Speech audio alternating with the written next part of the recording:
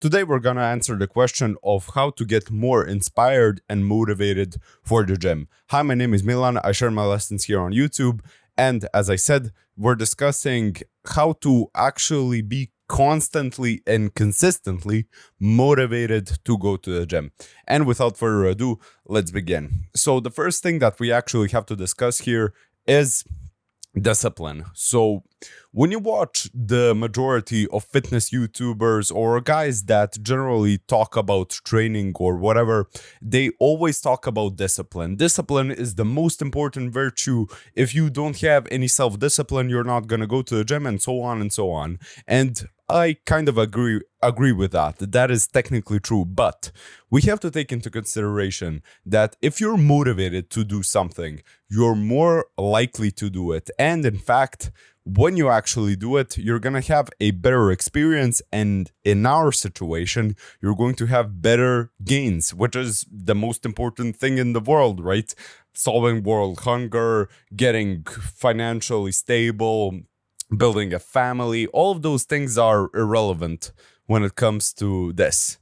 Building a 10 out of 10 aesthetic physique. And so we can definitely say that if you're motivated, if you're inspired, if you have that determination inside of you to go to the gym every single day and to actually crush a workout, then you're probably going to be more consistent, and therefore you're probably going to build more gains when you're motivated than if you only use pure discipline. We can imagine this like a spectrum, right? So at this end of the spectrum, we have the kind of guy like Andrew Tate or Jocko Willink. These dudes, they only train to be disciplined, and of course David Goggins as well. So these guys, they use 100% discipline, maybe 1% motivation to actually train. On the other end of the spectrum, we have guys like the Trent Twins who only use motivation to train. Now, I could probably say the best thing to do here is to be in the middle, so to use this discipline and motivation when you're training. But today we're going to strictly discuss motivation, and my take on this is the more you're motivated, the more gains that you're probably going to make. Now, you can definitely push that to the extreme of you only go to a gym, do exercises that you like, do like 5 sets of bench press, 4 sets of deadlifts, and then just go home and you're technically 100% motivated. So in that situation, discipline is actually necessary for you to complete a workout that you want to do, specifically aimed for hypertrophy. But enough of that. Let's actually talk about how to get motivated for the gym. If you want private coaching, the first link in the description is my Instagram. You can message me there and we'll set something up. Now, back to the video. If you're a beginner, I can sincerely tell you that there isn't really anything that you can do besides just go to the gym more consistently and you're going to build motivation. I have myself as an example. So when I think about my first few months, first few weeks of fitness, I was technically motivated because I really wanted to go to the gym, because I did a lot of push-ups at home, a lot of ab workouts, and I wanted to actually do something serious. And therefore, I joined the gym and I was technically 100% motivated. But before that point, when I was doing those home workouts, if I did 2 a week, I would feel kind of motivated. If I did 4, then I'd feel more motivated for the rest of the week. And I remember it got so bad at a certain point when I trained like 5-6 days a week at home. I didn't really have the proper equipment, and so what I did, I asked my grandfather to make me like a wooden bar that I could use for bicep curls or barbell rows and so on. And I realized at a certain point, like, bro, I just need to start going to the gym. And after a lot of convincing, my parents specifically, I joined, and so on and so on. But I can definitely say that I forgot what I was even talking about. Holy shit. I need to think for a second. So if you're a beginner, I can definitely share some strategies here that you could use.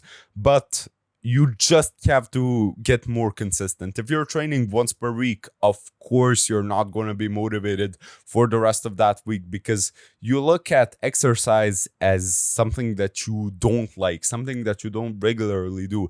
And mindset here is very important. So if you see yourself as an athlete, a guy who exercises regularly or exercises daily, then you're going to be more likely to go to the gym even if you don't want to. But we're not talking about discipline here. We're talking about motivation. Something that's also been proven is that if you pack your gym bag the night before a workout, you're more likely to go. And if we wanted to extend that, let's say, argument to actually make a case here, it would go something like this. If you wanted to be more likely to train on a certain day, then literally have a block of an hour, 2, 3 hours where you're supposed to go to the gym. So let's say you're going to college or you're going to school at 2 p.m., you're free. And now for the rest of the day, you don't really know what you're going to do. You're going to study a little bit and so on and so on.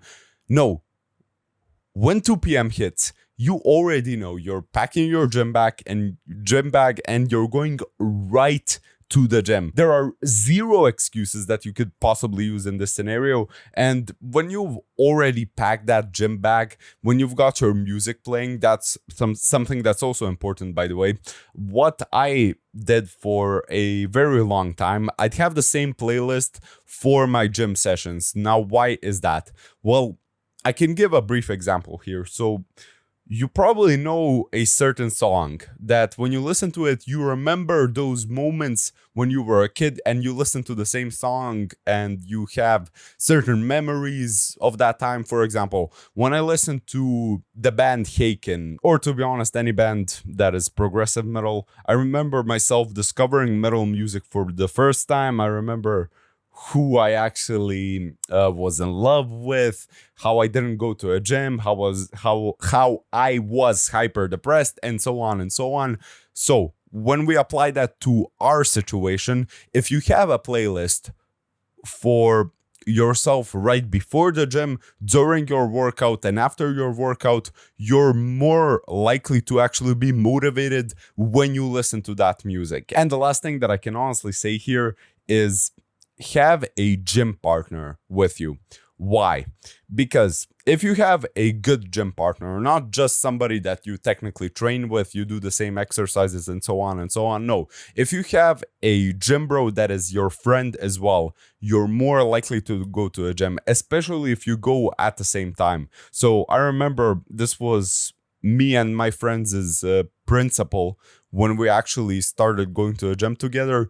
We said 7 o'clock, that's when we're going to be at the gym. And you schedule your day around for you to actually go to a gym at 7 p.m. And I remember after school, I'd actually be getting ready like, okay, I have to make it at 7. I have to make it at 7 because I know that guy is going to be in the gym at 7 p.m. and I don't want to embarrass myself. That was the mentality. And what usually would happen is I'd get there 5 to 10 minutes late, check my notifications and see the guy write basically something like this. Yo, bro, I can't make it in time. I'm going to be 20 minutes late because of school and so on and so on.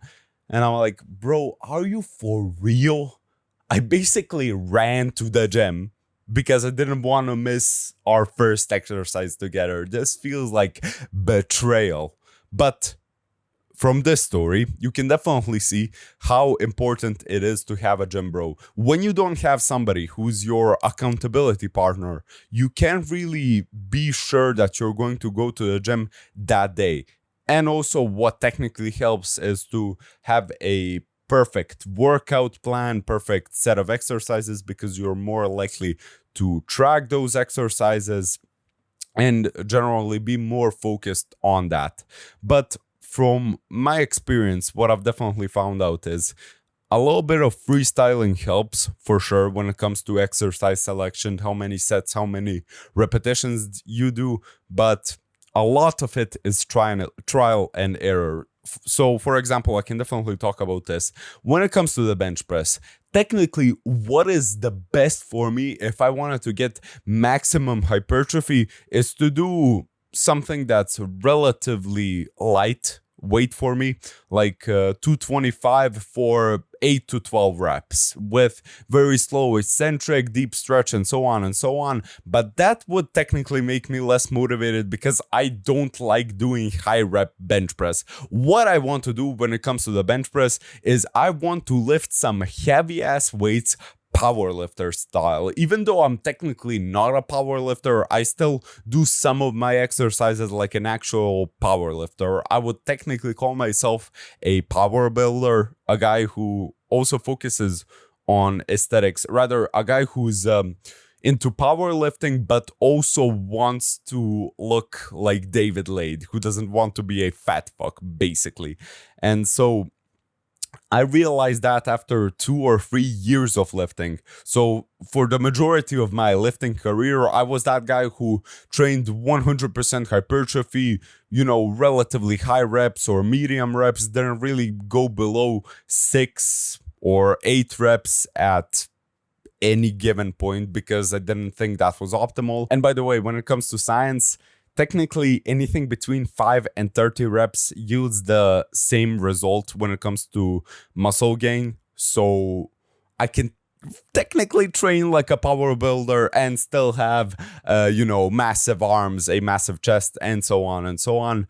But yeah, a lot of it is in fact trial and error, and you're gonna have to find a specific way to actually train to make yourself the most motivated. And bonus tip for everybody that's watching this video, just go through a breakup, or even better, to be honest, if you're even younger than me. So I'm 20 right now, and if you're younger than me, so if you're 16, 17, 18 years old, you've never been in a relationship, just fall in love with a girl that doesn't really like you the same way, but will still give you a chance. I think that's a canon event. That's even more canon in the average male experience than going through a breakup, because usually what happens is your first heartbreaking situation actually happens before your breakup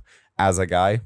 I don't know if that's the case with the majority of guys, but from my experience, that actually hurt the most at that point. Jokes aside, I will say this, however, I believe that if you're going through something traumatic in your life, whether it be a breakup, betrayal, problems with family, and so on, the gym is an escape, and you're gonna have a lot of extra energy and extra motivation that you can probably use in the gym.